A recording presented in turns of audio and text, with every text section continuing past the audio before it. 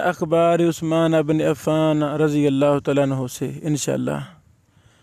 मेरे अजीज़ों, इसी बहाने मुस्नद अहमद हम पढ़ रहे हैं। इसी बहाने हदीस के साथ, सुन्नत के साथ हमारा राबता मजबूत हो रहा है। जितना हमारा हदीस और सुन्नत से राबता मजबूत होगा, उतना ही हमारा मोहम्मद रसूलुल्लाह से राबता मजबूत होगा। जितना कुछ सुन्नत से दूर है, उतना वो नबी रहमत सल्लल्लाहु अलैहि वसल्लम से दूर है। तो हमें हर किसी का एहतराम करते हुए सबसे ज़्यादा एहतराम किसका करना है? कुरान और सुन्नत का, कुरान और हदीस का। अफसोस उन लोगों पर जिन्होंने कुरान और हदीस को छोड़ दिया और लोगों को पकड़ लिया। नहीं, जन्नत की ज़मानत ये कुरान और सुन्नत है, और कोई जन्नत की ज़मानत नहीं है। जी शेखना, जी शेखना पढ़ें। बिस्मिल्लाह। बिस्मिल्लाहिर्रहमानिर्रहीम। वमिन अखबार उस्मान इब्न अफ़्फ़ान रज़ियल्लाहु तआला अन्हु हदस वबिही क़ाल हदसना अब्दुल्लाह हदसनी ज़ियाद इब्न अय्यूब हदसना हुसैम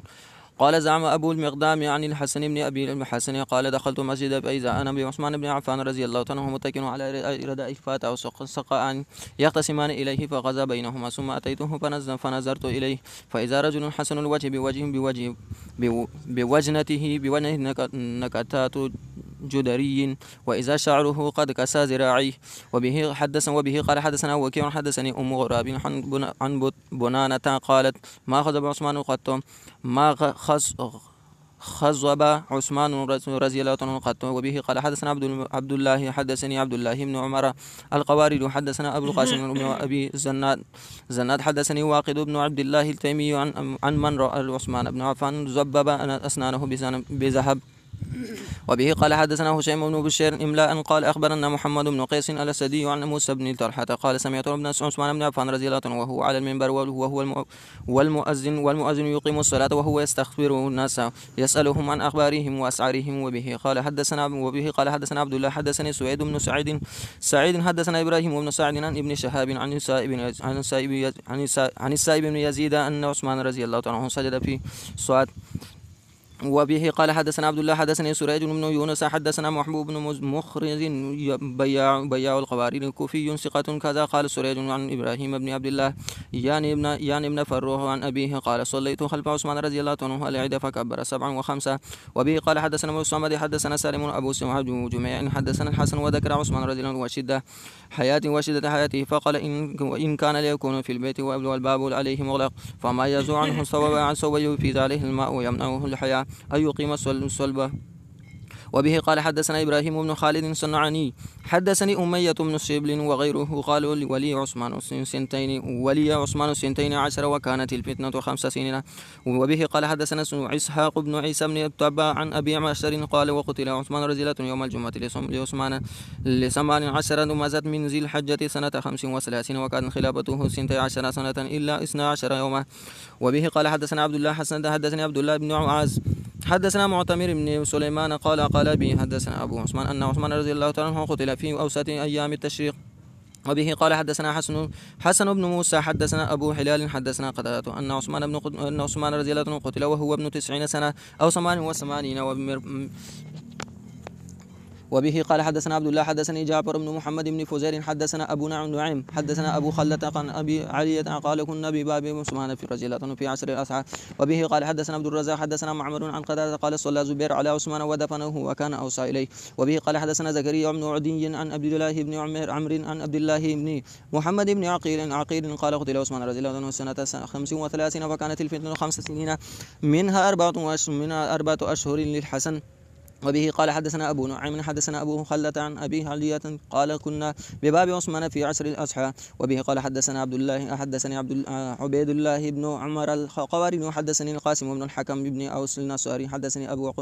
أبو عبادة الزرقي النصاري من أهل مدينة عن زيد بن أسلم عن أبيه قال شهدت عثمان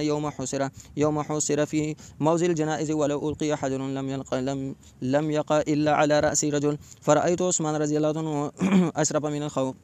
الخوخة التي تلي مقام جبريل عليه السلام فقال أيها الناس وفيكم طلحة فسكتوا ثم قال أيها الناس وفيكم طلحة فسكتوا ثم قال أيها الناس وفيكم طلحة فسكتوا ثم قال أيها الناس وفيكم طلحة فقال طلحة بن عبيد الله فقال له عثمان ألا أراك ها هنا ما كنت أرى أنك تكون في جماعة تسمع ندائي آخر 3 مرات ثم لا يجيبني. أنشدك الله يا طلحة، تذكر يوم كنت أنا وأنت مع رسول الله صلى الله عليه وسلم في موسم كذا وكذا، ليس معه أحد من أصحابه غيري وغيرك؟ قال نعم. فقال لك رسول الله صلى الله عليه وسلم يا طلحة إنه ليس من نبي إلا ومعه من أصحابه رفيق من أمته ما هو في الجنة، وإن عثمان بن عفان رضي الله عنه هذا يعنيني رفيقي معي في الجنة. قال طلحة اللهم نعم، ثم انصرف. وبه قال حدثنا عبد الله حدثني عباس بن الوليد النرسي حدثنا يزيد بن زريح حدثنا سعيد حدثنا قتادة عن مسلم بن يسار عن حمران بن أبان أنه شهد عثمان توزأ يوما فمزم واستنشق وغسل وجهه 3. وحدث عن النبي صلى الله عليه وسلم أنه حديث ابن جعفر عن سعيد رضي الله عنه. وبه قال حدثنا عبد الله حدثني وهب بن بقية الواسطي أخبرنا خالد يعني ابن عبد الله عن الجريري عن عروة بن قبيسة عن رجل من الأنصار عن أبيه قال كنت قائما عند عثمان بن عفان فقال ألا أنبئكم كيف كان رسول الله صلى الله عليه وسلم يتوضأ؟ قلنا بلى. فدعا بماء فغسل وجهه 3 ومضمض واستنشق 3 ثم غسل يديه إلى مرفقه 3 ثم مسح برأسه وأذنيه وغسل رجليه 3 ثم قال هكذا كان رسول الله صلى الله عليه وسلم يتوضأ. وبه قال حدثنا عبد الله حدثني محمد بن أبي بكر عبد بن علي مقدمي حدثنا محمد بن عبد الله الأنصاري حدثنا هلال بن حق عن الجريري عن صمامة بن حزن القشيري قال شهدت دار يوم أصيب عثمان فاطلع عليهم اطلاعة فقال ادعوا صاحبيكم الذين ألباكم علي، فدعي له فقال ننشدكم الله أتعلمان أن رسول الله صلى الله عليه وسلم لما قدم المدينة زاق المسجد بأهله فقال من يشتري هذه القبقة من خالص ماله فيكون فيها كشنك المسلمين وله خير منها في الجنة، فاشتريتها من خالص مالي فجعلتها بين المسلمين وأنتم تمنعوني أن أصلي فيه ركعتين. ثم قال أنشدكم الله أتعلمون أن رسول الله صلى الله عليه وسلم لما قدم المدينة لم يكن فيها بئر يستعذب منه إلا رمى، فقال رسول الله صلى الله عليه وسلم ما يشتريها من خالص ماله فيكون دلوه فيها كدلي المسلمين وله خير منها في الجنة، فاشتريتها من خالص مالي فأنتم تمنعوني أن أشرب منها. ثم قال هل تعلمون أني صاحب جيش العسرة؟ قالوا اللهم نعم. وبه قال حدثنا عبد الله حدثني أبي وأبو خيسمة قال حدثنا معاوية بن عمرو حدثنا زائدة عن عاصم عن شفيق قال لقي عبد الرحمن بن عوف الوليد بن عقبة فقال الوليد ما لي أراك قد جفوت أمير المؤمنين وعثمان رضي الله عنه؟ قال عبد الرحمن أبلغه فذكر الحديث. وأما قوله إني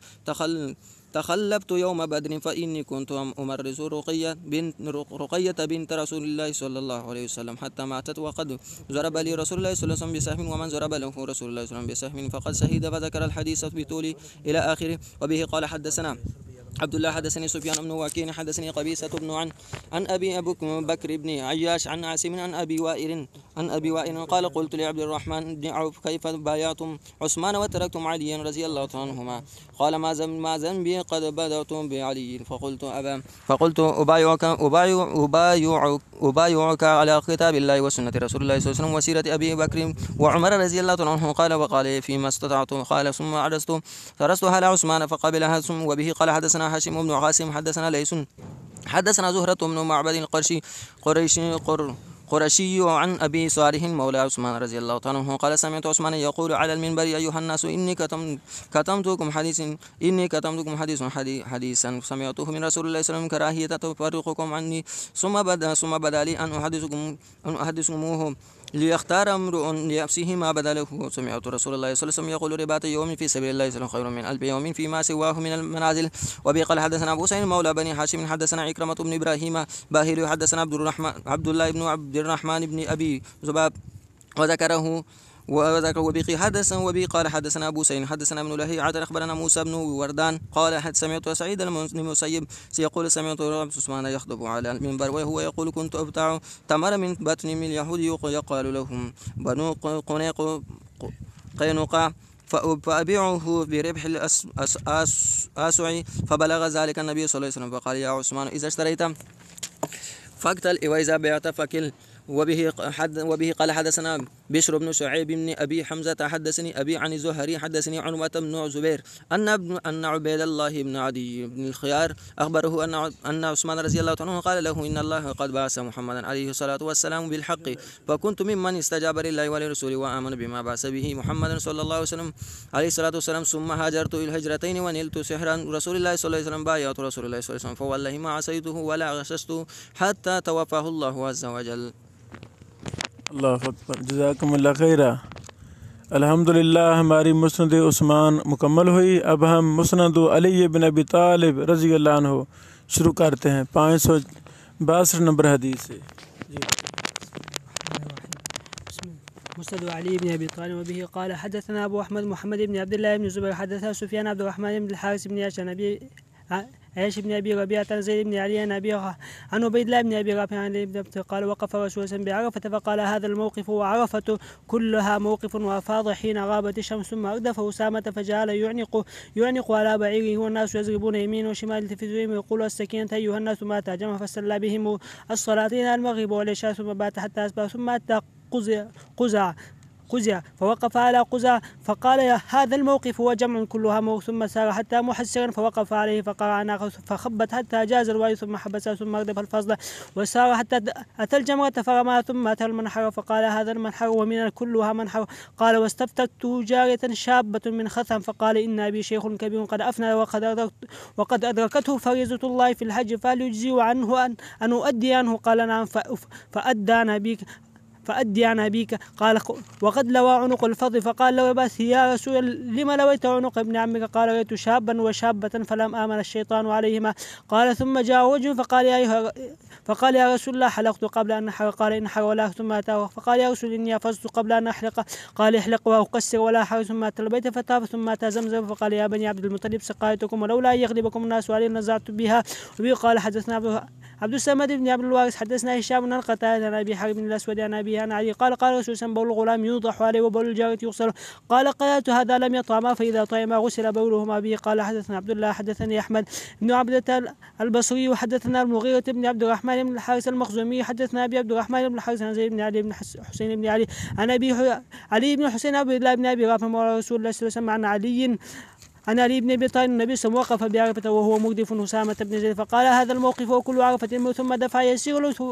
يسير على نقل وجعل الناس يضربون يمينه وشماله وهو يلتفت ويقول السكينه ايها الناس السكينه ايها الناس. جاء المزدلفه وجمع بين صلاتين ثم وقف بالمزدلفه فوقف على قزع واردف الفضل بن عباس وقال هذا الموقف وكل المزدلف الموت ثم دفع وجعل يسير والناس يضربون يمينه وشماله ويلتفت ويقول السكينه ايها الناس. حتى جاء محسرا فقرع راحلته فغبت حتى خرجت ثم عاد لسيره الأولى حتى رمى الجمرة ثم جاء المنحر فقال هذا المنحر وكل منا منحر. ثم جاءته امرأة شابة من خثعم فقال إن أبي شيخ كبير وقد أفنى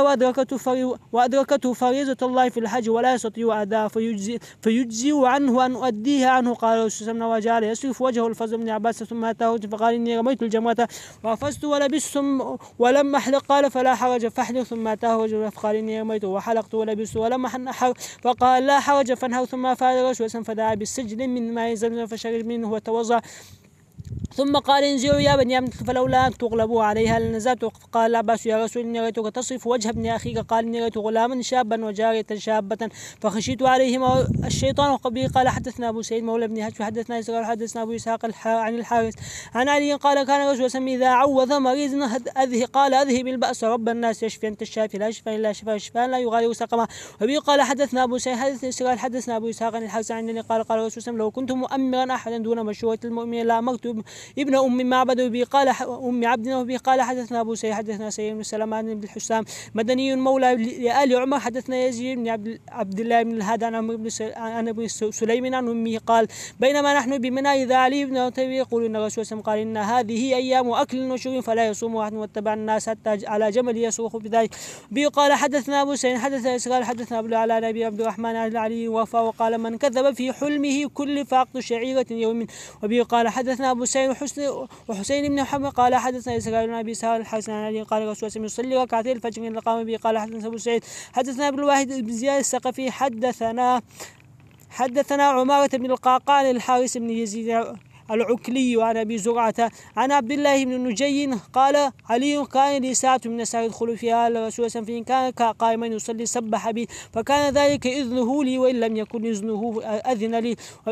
وإن لم يكن يصلي أذن لي به. قال حدثنا عبد الله حدثنا إسماعيل بن عبي بن أبي كريمة الحراني وحدثنا محمد بن سلام بن أبي عبد الرحمن عن زيد بن أبي أنيسة عن الزهري عن علي بن حسين عن أبي قال سمعت عليا يقول أتاني رسول الله وأنا نائم وفاطمة وذلك من السحر حتى قام على الباب فقال لا تصلون فقلت مجيبا له يا رسول الله إنما نفوسنا بيد الله فإذا جاء بعثنا قال فرجع رسول الله ولم يرجع إلي الكلام فسمعته حين ولا يقول وضرب بيده على فخذه وكان الإنسان أكثر شيء جدلا به. قال حدثنا أبو سعيد حدثنا سعيد حدثنا أبو إسحاق عن الحارث عن علي قال كان رسول الله وأهله يغتسلون من إناء وهبي. قال حدثنا أبو سعيد حدثنا سعيد حدثنا سماك عن علي قال بعثني رسول الله سمع اليمن فانتهينا إلى قوم قد بنوا زبية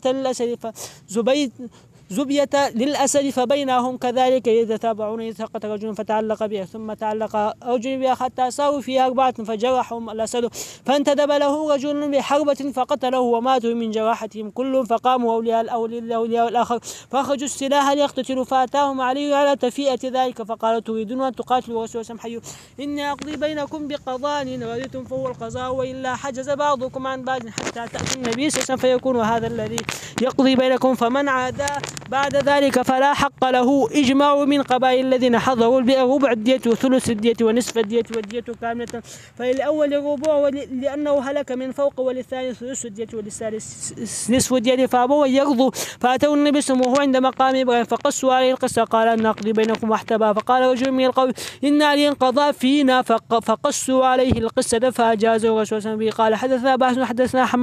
حماد أخرجنا سماك عن حنش أن علي رجل الرابع الدية كاملة. أبي قال حدثنا عبد الله قال كتب إلي قتيبة بن سعيد كتبت إليه بخطي وختمت الكتاب بخاتم يذكر أن ليس بن سعد حدث ومن عقيل عن الزهري عن علي بن حسين حسن بن علي حدث عن النبي طرقه وفاته فقال تصلوا فقلت يا رسول إنما أنفسنا بيد الله فإذا شاء بعثنا وانصرف رسول الله حين قلت له ذلك سمعت ومدبر يضرب فخذه ويقول وكان الإنسان أكثر شيء جدلا. وأبي قال حدثنا عبد الله حدثنا نصر بن علي الأزدي حدثني علي بن جعفر عن محمد بن علي حسين بن علي حدثني أخي موسى بن جعفر عن أبي جعفر بن محمد النبي عن علي بن حسين عن نبي أن الرسول صلى الله عليه وسلم أخذ بيد حسن وحسين فقال من أحبني وأحب هذين وأباهما وأمهما كان معي في درجة يوم القيامة. قال حدثنا حسن بن موسى حدثنا ابن لهيعة حدثنا عبد الله بن هبيرة السبيي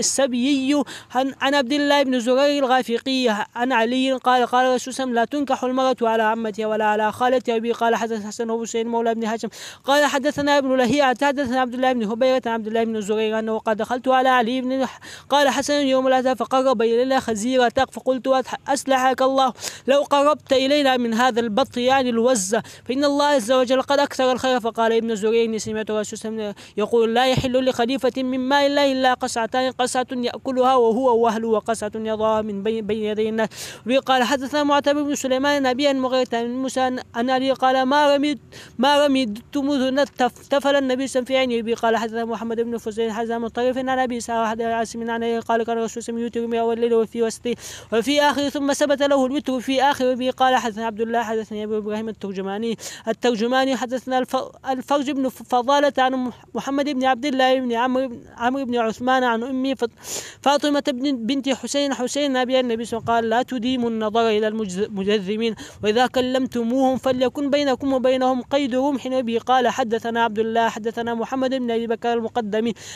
حدثنا هارون بن مسلم حدثنا قاسم بن عبد الرحمن محمد بن النبي ان علي قال للنبي صلى الله عليه وسلم يا علي اسبغ الوضوء وان شق عليك ولا تاكل الصدقه ولا تنزل الحمير حتى على الخيل ولا تجزي اصحاب النجوم. وبه قال حدثنا محمد بن فضيل عن عبد الملك بن ميسرة عن نزال بن سبر حتى قال أتي علي بكوز من ماء وهو في رحبة فأخذ كفا من ماء فمضمض واستنشق ومسى وجهه ورأسه ثم شرب وقام ثم قال هذا وضوء من لم يحدث هكذا رسول فعل. به قال حدثنا محمد بن فضيل عن أعمش عن حبيب عن ثعلبة عن علي قال رسول من كذب علي متعمدا فليتبوأ مقعده من النار. وبه قال حدثنا محمود بن فضيل حدثنا المغيرة عن موسى عن علي قال كان آخر كلام رسول الصلاة اتقوا الله فيما ملكت أيمانكم. به قال حدثنا محمد بن فضيل عاصم بن كليب عن أبي بردة بن أبي موسى قال عن أبي موسى أنا قال نهاني رسول الله أن أجعل خاتمي في هذه السباحة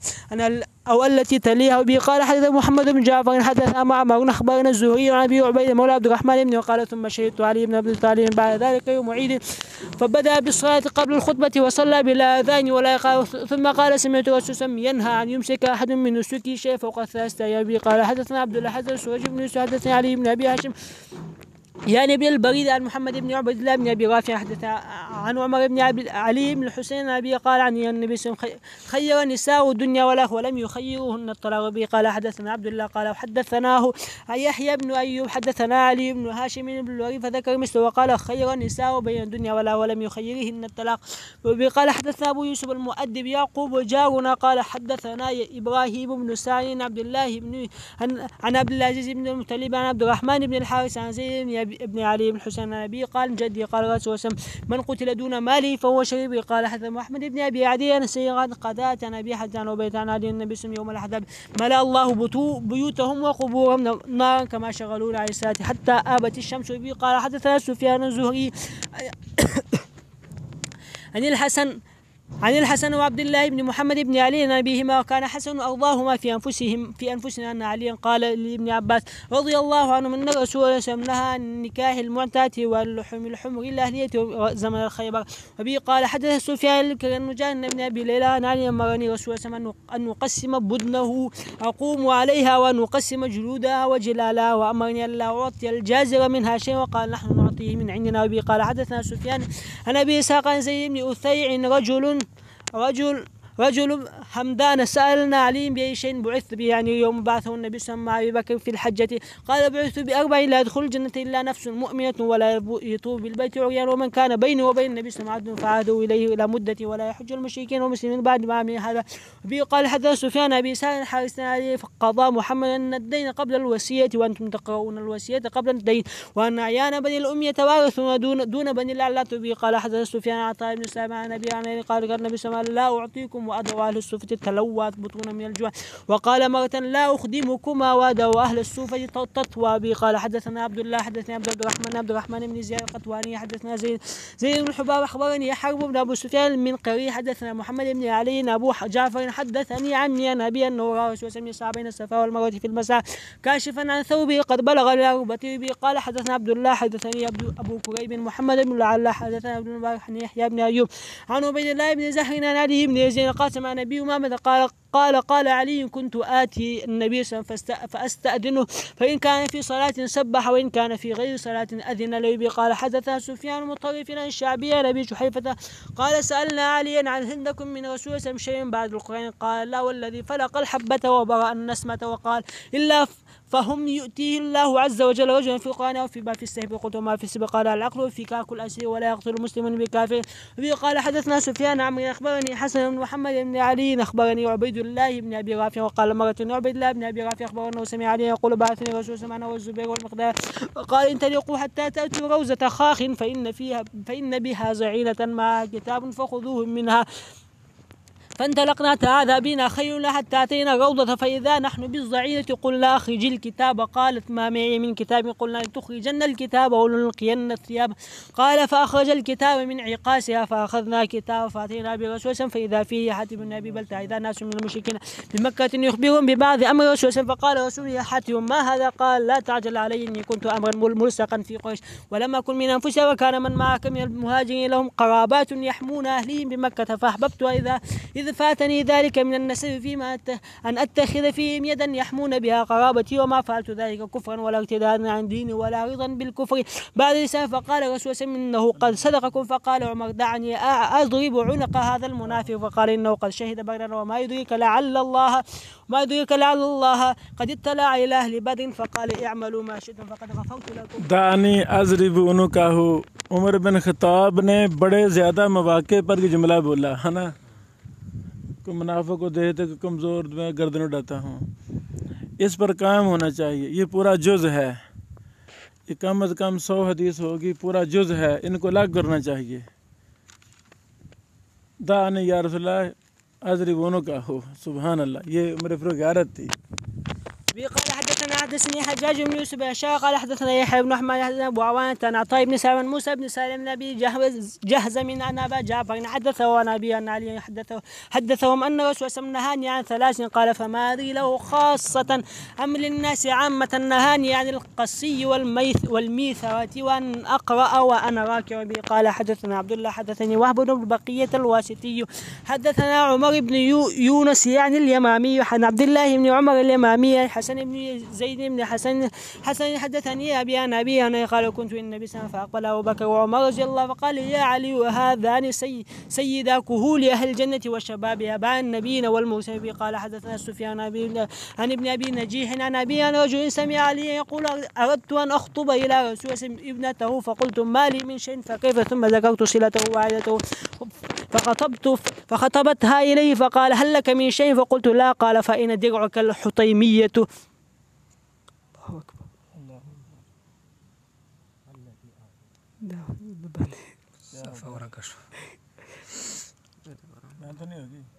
نايس بني وجه تكبرون 33 سم نمبر دي حديث سم نمبر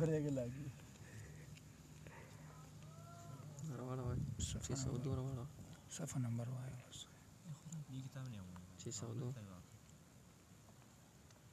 509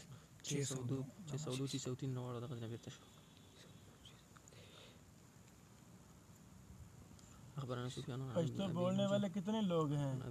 करोड़, 2 करोड़, लाख, कितने लाख? अभी قال حدثنا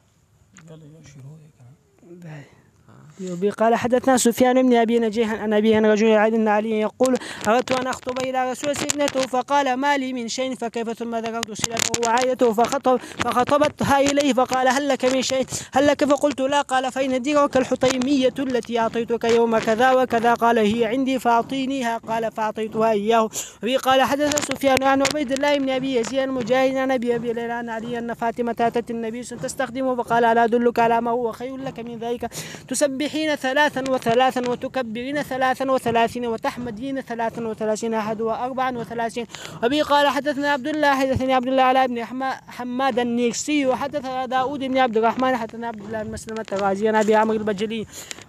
عن عبد الملك بن سفيان الثقفي عن ابي جعفر محمد بن علي عن محمد بن الحنفي عن النبي قال قال رسول من الله يحب العبد المؤمن المفتن التواب. وبه قال حدثنا عبد الله حدثني محمد بن عبد الله بن نمير حدثنا وكيع حدثنا اسماء المنذر عن محمد بن علي عن علي قال كنت رجلا مذان فكنت استحيي ان اسال رسول الله لمكانه ابنتي فامرت المقدار فساله قال يغسل ذكره ويتوضا. وبه قال حدثنا عبد الله حدثني عقبة بن مكرم الكوفي حدثنا يونس بن بكير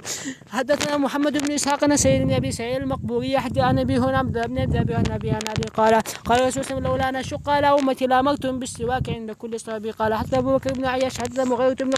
مقسم حدثنا الحارث بن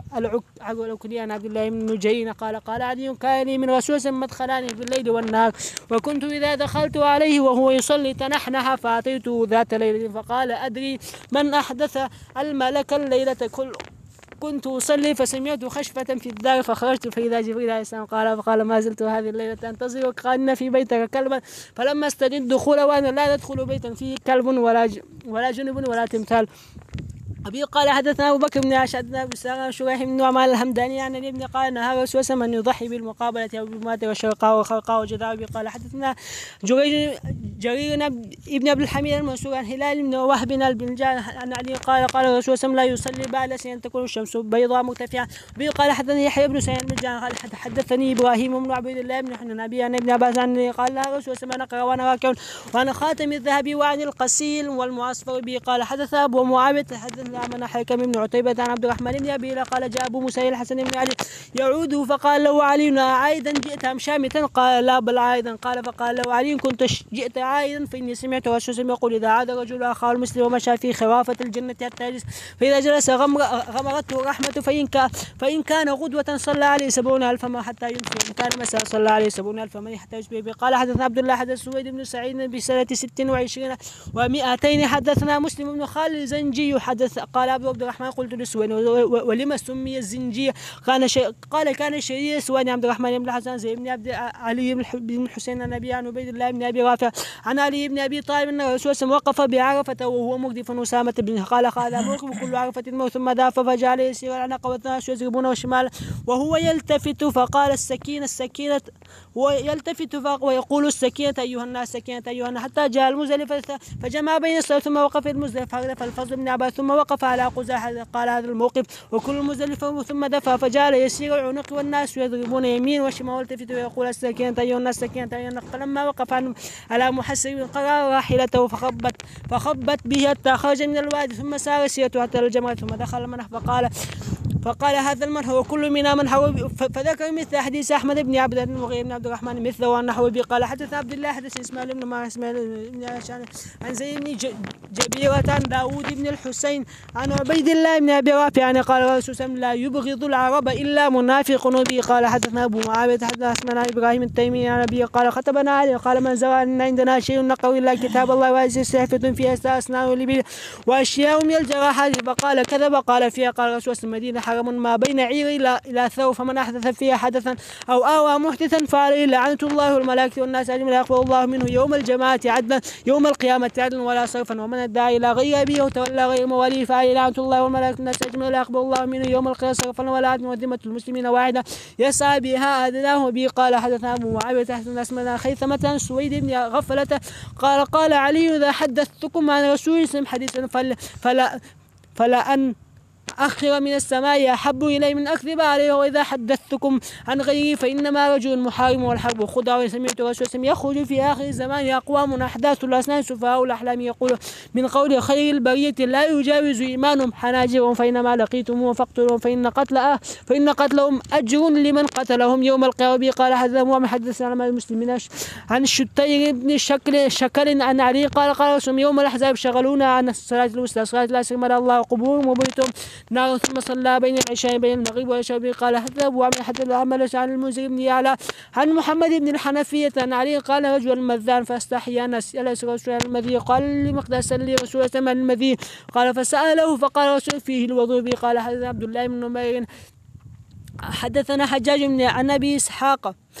إسحاق الحارث عن علي قال نهى رسول الله يقرأ رجل وهو راكع أو ساجد به قال حدث معاوية عن سعد بن عبيد عن أبي عبد الرحمن السلمي عن علي قال قلت يا رسول الله ما لك تنوق في قريش وتدعنا وعندكم شيء قال قلت نعم ابنة حمزة قال إنها لا تحل لي ابنة أخي من الرضاعة وبه قال حدثنا أبو عمرو حدثنا الأشمش عن سعد بن عبيد عن عبد الرحمن السلمي عن علي قال كان رسول ذات يوم جالس وفي يده عود ينكت به أو قال فرفع فقال ما منكم من نفس إلا وقد علم منزلها من الجنة والنار قال فقالوا يا رسول الله فلما نعمل قال يعملوا فكل ميسر لما خلق له فأما من أعطى واتقى وصدق بالحسنى فسنيسره اليسرى وأما من بخل واستغنى وكذب بالحسنى فسنيسره العسرى وبه قال حدثنا أبو معاذ حدثنا بن سالم بن عبيد بن عبد الرحمن السلمي عن علي قال بعث رسول الله سرية واستعمل عليهم رجلا من الأنصار قال فلما خرجوا قال وجد عليهم في شيء قال فقالوا ما ليس قد أمركم رسول الله أن تطيعوا قالوا بلى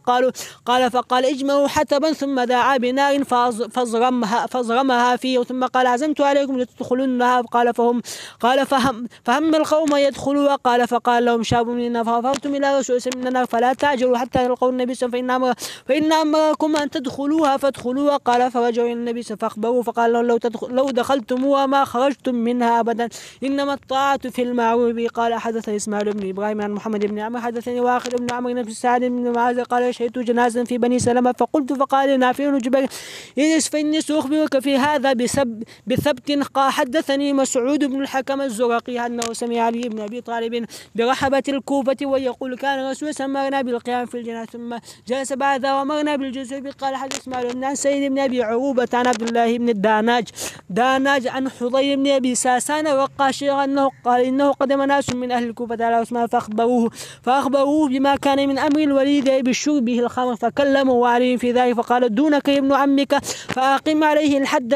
فقال يا حسن قم فاجده قال ما أنت من هذا في شيء ولهذا غيرك قال بل ضعفت وهنت وعجزت قم يا عبد الله بن جعفر فجعل عبد الله يضربه ويعد عليه حتى بلغ 40 ثم قال أمسك وقال كف جلد رسول اسمه 40 وأبو بكر 40 وكمل عمر 8 كله سنة. وبه قال حدثنا حدث إسماعيل حدثنا محمد بن إسحاق حدثني محمد بن طلحة بن يزيد بن وكان عبد الله الخولاني عن ابن عباس قال دخل علي بيتي فدعا بوضوء فجئنا بقعب يأخذ المدة قريبة حتى أوضع بين يديه وقد بال فقال يا ابن عباس لا توضأ لك وضوء رسول الله قلت بلى قال فداك أمي وأبي وأمي قال فوضع له إناء فغسل ثم مضمض واستنشق ثم أخذ بيدي فصك بهما وجهه ألقم بإبهامه ما أقبل من أذنيه قال ثم عاد في مثل ذلك ثم أخذ كفا من ماء بيده اليمنى فأفرغها على ناصيته ثم أرسلها تسيل على وجهه ثم غسل يده من المرفق ثلاث ثم يده الأخرى مثل ذلك ثم مسح برأسه واثنين من ظهورهما ثم أخذ بكفيه من الماء فصك بهما على قدميه وفيهما النعل ثم قلبها بيده ثم على الرجل الأخرى مثل ذلك قال فقلت في النار قال في النار قلت في النار قال وفي النار قلت في النار قال وفي النار قال حدثني إسماعيل حدثنا أيوب عن محمد بن عبيدة عن علي قال ذكر الخوارج فقال فيهم مخدش اليد ومودن اليد ومثدن اليد لولا أن تبطوا لحدثتكم بما وعد الله الذي يقتلهم على لسان محمد قلت أنت سمعت منه قال إي ورب الكعبة إي ورب الكعبة إي ورب الكعبة قال حتى معمر حتى شعبة بن عمرو المرة عن عبد الله بن سلمة عن علي قال كان رسول الله يقرئنا القرآن ما لم يكن جنبا به قال حدثنا يحيى بن سعيد سفيان حدثنا محمد بن عمر بن علي بن أبي طالب عن علي قال قلت يا رسول الله إذا بعثني أكون كالسكة محماة يم الشاهد يرى ما لا يرى الغائب قال الشاهد يرى ما لا يرى الغائب قال حدثنا يحيى بن شعبة حدثنا منصور قال سمعت ربيعيا قال سمعت علي يقول قال رسول الله تكذبوا علي فإنه من يكذب علي يلج النار وبه قال حدثنا حسين حدث شعبة بن منصور عن منصور أن ربيعي بن حراش قال سمعت علي يقول قال سمعت تكذبوا علي فإنه من يكذب علي يلج النار وبه قال حدثنا يحيى عن شعبة حدثنا محمد بن المكرم منصور بن الحقان علي قال قد رأينا رسول الله قال فقمنا وقعد فقعدنا وبه قال حدثني يحيى شعبة حدثني علي بن مدرك عن أبي زرعة بن نجير عن أبي عن علي أن النبي صلى الله عليه وسلم تدخل الملائكة بيتا فيه جن ولا صورة ولا كلب وبه قال حدثنا يحيى عن هشام حدثنا قتادة عن جرير بن كليب عن علي قال نهى رسول الله يضحى بأصبع القرن والأذن به قال حدثنا يحيى سفيان حدثنا سليمان بن إبراهيم التيمي الحارث بن سويد عن علي قال نهى رسول الله الدباء والمزفر قال أبو عبد الرحمن سمعت أبي ليس بالكوفة عن علي حديث أصح من هذا وبه قال حدثنا يحيى عن مجاهد حدثني عمرو بن الحارث عن الحارث عن علي قال لعن رسول الله عشرة ناكل الربا وموكله وكاتبه وشاهديه والحال والمحلل له ومانع الصدقة والواشمة والمستوشم وبه قال حدثني عن عبد بن مران عن أبي البختري عن علي قال بعثني رسول الله من وأنا حديث السن قال قلت تبعثني إلى قوم يكون بينهم أحداث ولا علم لي بالقضاء قال إن الله سيهدي لسانك ويثبت قلبك قال فما شككت في قضاء بين بعد أبي قال حدثنا يحيى عن شعبة حدثنا عمرو بن مران عبد الله بن سلمة عن علي قال مر بي رسول الله وأنا وجع وأنا أقول اللهم إن كان أجلي قد حضر فأرحني وإن كان آجلا فارفعني وإن كان بلاء فصبرني قال ما قلت قال فأعدت عليه فضربني برجله قال ما قلت قال فأعدت عليه فقال اللهم عافي الله اشفي قال فما اشتكيت ذلك الوجه بعد به قال حدثنا شعبة بن عمرو بن مران قال سمعت عبد الله بن سلمة عن علي قال كنت شاكا فمر بي رسول الله فذكر معه الا انه اللهم عافيه اللهم اشفيه بي قال حدثنا يحيى عن شعبة حدثني عن عبد الله بن سلمة عليت وعلى علي انا ورجلا فقال كان رسول الله يقضي حج ثم يخرج فيقرا القران وياكل مع الله ولا يحجز وربما قال يحجز من القران شيء ليس الجنابه وبه قال حدثنا عبد الله بن حدثنا هشام بن ابي عبد الله بن جعفر قال سمعت رسول الله خير النساء يا مريم بنت وخير النساء خديجه وبه حدثنا ابن الملك بن ابي عبد الرحمن كندي عن زازان بي عمر قال سمعت عليا في رحبتي وهو يشهد الناس من شهد رسول الله يوم غدير خم وهو يقول ما قال فقام 13 رجل فشهدوا انه سمعوا رسول الله يقول من كنت مولاه فعلي مولاه وبه قال حدثنا ابن نمير حدثنا الأعمش عن عدي بن ثابت عن زيد بن حبيش قال علي وانهما والله انهما لمما اهدي الي لنا رسول الله وانه لا يبغضني الا ولا يحبني الا وبه قال حدثنا حسام اخبرنا زار حدثنا عطاء بن سابع عن ابي عن قال جاهد رسول الله فاطمه في خميل وقربة ووساية آدم حشوالي في الإذخر وبه قال حتى أثبت بن محمد حتى نعيم بن حكيم المدائن عن أبي مروان قال انطلقت أنا والنبي صلى الله عليه وسلم حتى أتينا الكعبة فقال رسول الله اجلس وساعد على منكبي فذهبت لأنهض فرأى مني ضعفا فنزل وجلس إلى النبي وقال يسعد على منكبي. قال فسجدت على مخفضه فنهض بي. قال فإنه يخيل إلي أني لو شئت لنلت أفق السماء. قال سعدت على البيت وعليه تمثال صفر أو نحاس فجعلت أزاوله عن يميني وعن شمالي وبين يدي ومن خلفي حتى استمكنت منه. وقال لي رسول أقذف بي فقذفت بي فتكسر كما تتكسر القوارير. ثم نزلت فانطلقت أنا ورسول نستبق حتى توارينا بالبيوت خشية أن يلقانا أحد من الناس. بسم الله الرحمن الرحيم. وبه قال حدثنا فضل بن دكين حدثنا ياسين العقيلي عن ابراهيم بن محمد بن الحنيفة عن ابي عن علي قال قال رسول الله صلى الله عليه وسلم المهدي من اهل البيت يصلحه الله في ليلة. وبه قال حدثنا محمد بن عبيد حدثنا حاشم بن البريد عن حسين بن ميمون عن عبد الله بن عبد الله قاضي الري عن عبد الرحمن بن ابي ليلى قال سمعت امير المؤمنين علي يقول اجتمعت انا وفاطمة رضي الله عنها والعباس وزيد بن حارثة عند رسول الله صلى الله عليه وسلم. فقال العباس يا رسول الله كبر سني ورق عزمي وكسرت مؤنتي فإن رأيت يا رسول الله أن تأمر لي بكذا وكذا وسك من الطعام فافعل. فقال رسول الله نفعل. فقالت فاطمة يا رسول الله إن رأيت أن تأمر لي كما أمرت لعمك فأفعل. فقال رسول الله صلى الله عليه وسلم نفعل ذلك. ثم قال زيد بن حارثة يا رسول الله كنت أعطيتني أرزا كانت معيشتي منها ثم قبضتها فإن رأيت أن تردها علي فافعل. فقال رسول الله صلى الله عليه وسلم نفعل ذاك. قال فقلت أنا يا رسول الله إن رأيت أن توليني هذا الحق الذي جعله الله لنا في كتابه من هذا الخمس فأقسمه في حياتك كي لا ينازعني أحد بعدك. فقال رسول الله نفعل كذا. فولانيه رسول الله صلى الله عليه وسلم فقسمته في حياته ثم ولانيه أبو بكر فقسمته في حياته ثم ولاني عمر فقسمته في حياتي حتى كانت آخر سنة من سن عمر فإنه آتاه مال كثير. وبه قال حدثنا محمد بن عبيد حدثنا حبيل بن مدرك الجعفي عن عبد الله بن نجيل حزرمي عن أبيه قال لي علي كانت لي من رسول الله صلى الله عليه وسلم لم تكن لأحد من الخلائق إني كنت آتيه كل سحر فأسلم عليه حتى يتنحنح وإني جئت ذات ليلة فسلمت عليه فقلت السلام عليك يا نبي الله. فقال على رسلك يا أبا حسن حتى أخرج إليك. فلما خرج إلي فقلت يا نبي الله أغضبك أحد قال لا. فقلت فما لك لما لم تكلمني فيما مزى حتى كلمتني ليلة. قال إني سمعت من الحجة حركة فقلت من هذا؟ قال أنا جبريل. فقلت ادخل. قال لا أخرج إلي. فلما خرجت قال إن في بيتك شيئا لا يدخله ملك ما دام فيه. قلت ما أعلمه يا جبريل؟ قال إذا فانظر. ففتحت البيت فلم أجد فيه شيئا غير جرو كلب كان يلعب به الحسن. قلت ما وجدت إلا جروة. قال إنها ثلاث لن يلج ملك ما دام فيها أبدا واحد منها كلب أو جنابة أو سورة روح. وبه قال حدثنا محمد بن عبيد حدثنا شرحبيل بن مدرك عن عبد الله بن نجي عن أبي أنه سار مع علي وكان صاحب مطهرته فلما حاز نينوى وهو منطلق إلى سفين فنادى علي اصبر أبا عبد الله بشت الفرات. قلت وماذا؟ قال دخلت على النبي صلى الله عليه وسلم من وعينه نقيزان تفيزان. قلت يا نبي الله أغضبك أحد ما شأن عينيك تفيزان؟ قال بل قام من عندي جبريل قبل فحدثني أن حسين يقتل بشت الفرات. قال فقال هل لك إلى أن أشمك من تربتي؟ قال قلت نعم. فمد يده فقبض قبضة من تراب فأعطانيها فلم أملك عيني أن فازتا. وبه قال حدثنا مروان عن معاوية الفزاري أخبرنا الأزهر بن رشد الكاهلي عن الخزر بن القواس عن أبي سخيلة قال قال علي ألا أخبركم بأفضل آية في كتاب الله تعالى حدثنا بها رسول الله صلى الله عليه وسلم وما أصابكم من مصيبة فبما كسبت أيديكم ويعفو عن كثير. وسأفسرها لك يا علي ما أصابكم من مرض أو عقوبة أو بلاء في الدنيا فبما كسبت أيديكم والله تعالى أكرم من أن يصني عليهم العقوبة في الآخرة وما غفى الله تعالى عنه في الدنيا فالله تعالى أحلم من أن يعود به بعد غفوه. به قال حدثنا وكيع حدث سفيان وإسرائيل وأبي عن إسحاق عن عاصم بن زمرة قال سألنا عليا عن تطوع النبي صلى الله عليه وسلم بالنهار فقال إنكم لا تطيقونه. قال قلنا أخبرنا به نأخذ منه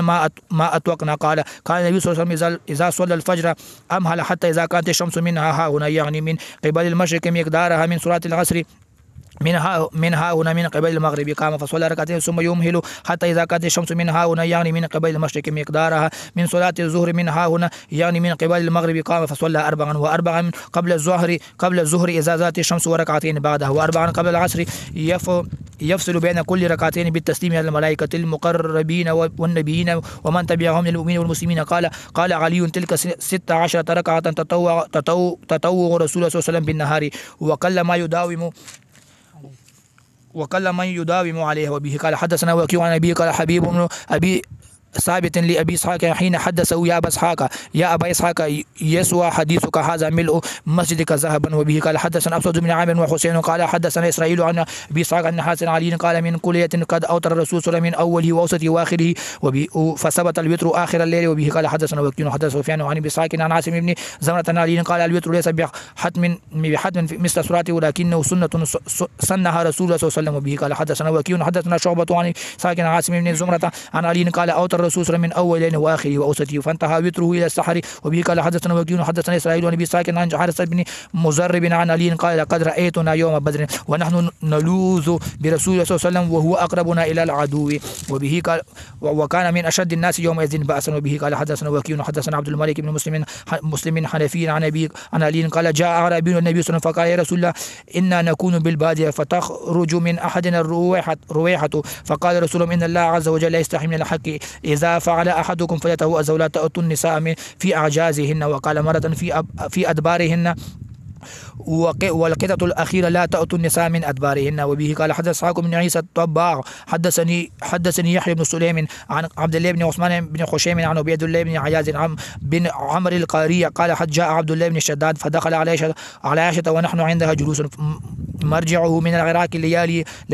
ليالي قتل علي فقالت له يا عبد الله بن شداد هل أنت كصادقي عما أسألك عنه تحدثني عن أولئك القوم الذين قتلهم علي قال وما لي لا أصدق قالت فحدثني عن قصتهم قال فإن علي لما كتب معاوية وحكم الحكمين خرج عليه 8000 من قراء الناس فنزلوا بأرض يقال لها حرورا من جانب الكوفة فإنهم عتبوا عليه فقالوا إن سلخت من قميص ألبسكه الله تعالى واسم سماك الله تعالى به ثم انطلقت فحكمت في دين الله فلا حكم إلا لله تعالى. فلما أن بلغ علي ما عتبوا عليه وفارقوا عليه فأمر مؤذنا فأذن ألا يدخل على أمير المؤمنين رجل قد حمل القرآن. فلما أن امتلت الدار من قراء الناس دعا بمصحف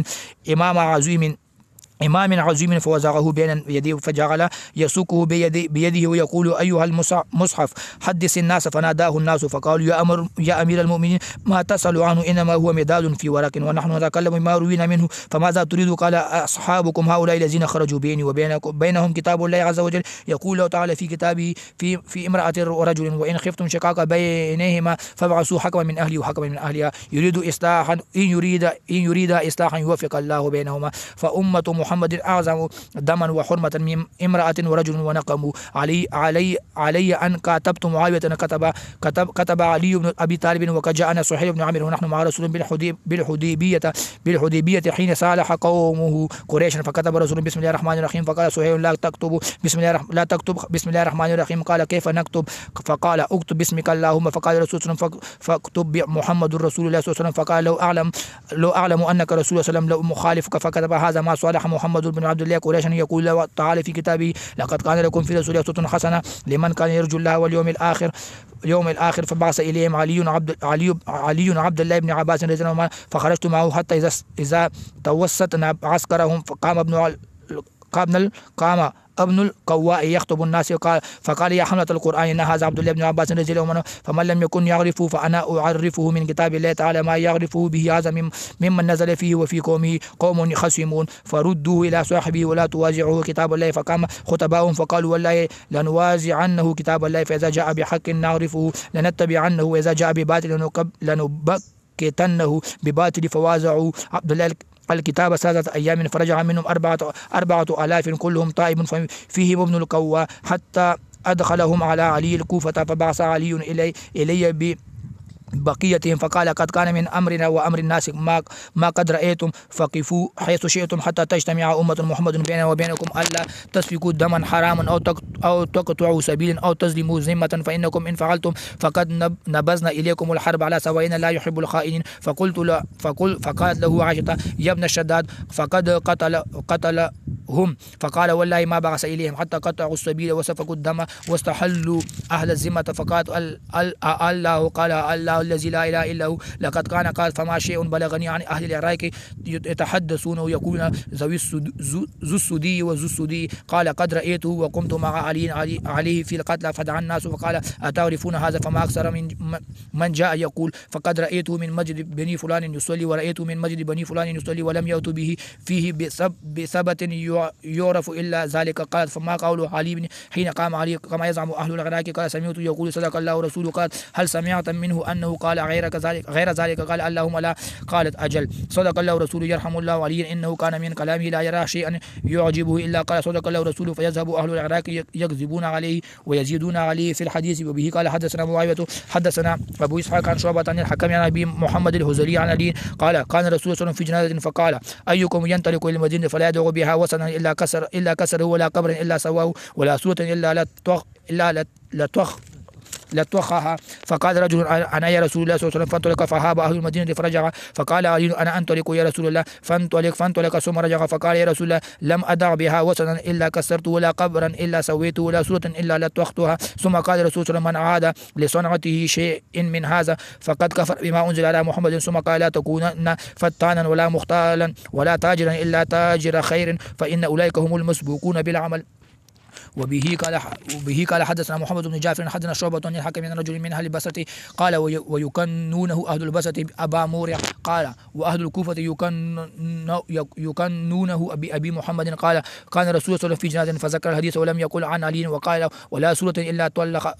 طلقها فقال ما أتيتك يا رسول الله حتى لم أدع سورة إلا طلقتها وقال لا تكن فتانا ولا مختالا وبه قال حدثنا إبراهيم بن أبي العباس حدثنا الشريك عن أبي إسحاق عن حسن علي عن النبي صلى الله عليه وسلم قال كان يوتر عند الأذان ويصلي ركعتين عند الإقامة وبه قال حدثنا خلف بن وليد حدثنا أبو جعفر يعني الرازي عن حسين بن عبد الرحمن الشعبي عن حسن رجل من صحابي النبي لا أشك إلا أنه علي قال لعن الرسول صلى الله عليه وسلم آكل الربا وموكل وشاهد وكاتب والواشمة والمستوشمة والمحل والمحلل له ومانع الصدقة وكان ينهى عن النوح وبه قال حدثنا خلف حدثنا قيس عن يشرت بن سوار عن علي بسابق عن ابي الزبيان عن علي قال رسول الله يا علي إن أنت وليت الأمر بعدي فأخرج أهل النجران من جزيرة العرب وبه قال حدثنا خلف حدثنا أبو جعفر يعني الرازية وخالد يعني الطحان عن يزيد بن زياد عن عبد الرحمن بن ليلى عن علي بن طالب قال كنت رجلا مزاء فسألت الرسول صلى الله عليه وسلم قال أما المني ففيه الغسل وأما المزي ففيه الوضوء وبه قال حدثنا خلف بن خالد عن مطرف بن أبي إسحاق عن حسن علي أن الرسول صلى الله عليه وسلم نهى أن يرفع الرجل صوته بالقراءة قبل العشاء وبعدها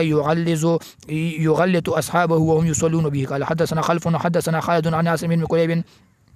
يخلط أصحابه وهم يصلون به قال حدثنا خلف حدثنا خالد عن عاصم بن كليب عن أبي برة عن أبي موسى عن علي أن عليا قال النبي صلى الله تعالى الهدى والسداد واذكر بالهدى هدايتك الطريق واذكر بالسداد تجدك السهم وبه قال حدثنا محمد بن الصباح قال عبد الله وسمعت أنا من محمد بن صباح حدثنا اسماعيل بن زكريا عن كثير النواي عن عبد الله بن مليل قال سمعت علي يقول سمعت الرسول صلى الله عليه وسلم يقول ليس من نبي كان قبلي الا قد اوتي 7 نقباء وزراء نجباء واني اوتيت 14 وزيرا نقيبا نجيبا 7 من قريش و7 من مهاجرين وبه قال حدثني يحيى بن ادم حدثني اسرائيل عن ابي اسحاق عن حارثة بن مزرم عن علي قال بعثني الرسول صلى الله عليه وسلم الى اليمين فقلت يا رسول الله انك تبعثني الى قوم هم اسن مني لاقضي بينهم قال اذهب فإن الله تعالى سيثبت لسانك ويهدي قلبك وبه قال حدثنا محمد بن عبد الله بن الزبير حدثنا أبان بن عبد الله حدثني عمرو بن عزين حدثني عمي علباء عن علي قال مرت إبل صدقة على رسول الله صلى الله عليه وسلم قال فأهوى بيده لا وبرة من جنب بعير فقال ما أنا بأحق بهذه الوبرة من رجل من المسلمين وبه قال حدثنا حسن بن موسى حدثنا ابن لهية حدثنا حارس بن يزيد عن عبد الله بن زرير الفقهي عن علي بن أبي طالب قال بينما نحن مع رسول صلى الله عليه وسلم يصلي إذ انصرف ونحن قيام ثم أقبل ورأسه يقطر فصلى لنا صلاة ثم قال إني ذكرت أني كنت جنبا حين قمت إلى الصلاة لم أغتسل فمن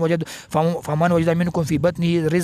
رزا أو كان على مثل ما كنت عليه فلينصرف حتى يفرغ من حاجته أو غسله ثم يعود إلى صلاته. وبه قال حدثنا يحيى بن اسحاق حدثنا ابن وهيب عن حارث بن يزيد عن زيد بن زرير علي فذكر مثله. وبه قال حدثنا محمد بن عبد الله حدثنا الربيع يعني ابن ابي صالح الاسلمي حدثني زياد بن ابي زياد سمعت علي بن ابي طالب ينشد الناس فقال انشد الله رجلا مسلما سمع رسول الله صلى الله عليه وسلم يقول يوم غدير خم ما قال فقام 12 بدريا فشهدوا. وبه قال حدثنا محمد بن عبد الله حدثنا اسرائيل عن ابي اسحاق عن الحارث بن عن علي قال لعن الرسول صلى الله عليه وسلم صاحب الربا واكله وكاتب وشاهده والمحلل له. وبه قال حدثنا ابو سعيد مولى بني هاشم حدثنا اسماعيل بن مسلم العبدي حدثنا ابو كثير مولى الانصار قال كنت مع سيدي مع علي بن ابي طالب حيث قتل اهل النهروان فكأن الناس وجدوا في انفسهم من قتلهم فقال علي يا أيها الناس إن الرسول صلى الله عليه وسلم قد حدثنا بأقوام يمرقون من الدين كما يمرق السهم من الرمية ثم لا يرجعون فيه أبدا حتى يرجع السمع على فوقه وإن آية ذلك أن فيهم رجل أسود مخدج اليد إحدى يديه كسدي المرأة لها حلمة كحلمة السدي المرأة حوله 7 حلبات فالتمسوه فإني أراه فيهم فالتمسوه فوجدوه إلى شفير نهر تحت القتل فأخرجوه فكبر علي فقال الله أكبر صدق الله ورسوله وإنه لمتقلد قوسا له عربية فأخذها بيدي فجعل يطعن بها في مخدجته ويقول صدق الله ورسوله وكبر الناس حين رأوه واستبشروا وذهب عنه ما كانوا يجدون. अल्हम्दुलिल्लाह जज़ाकुमुल्लाह खैर। आज हमने 672 हदीस तक मुस्नद अहमद पढ़ी है। अल्लाह ताला कबूल फरमा ले। अल्लाह इसे मुकम्मल करने की तौफीक दे। अल्लाह हमारा सब का तमाम उलमा का जीना मरना कुरान और हदीस कर दे। अल्लाह ताला हमें कुरान और हदीस के लिए मुखलिस कर दे। आमीन। बारकल्लाह फीक।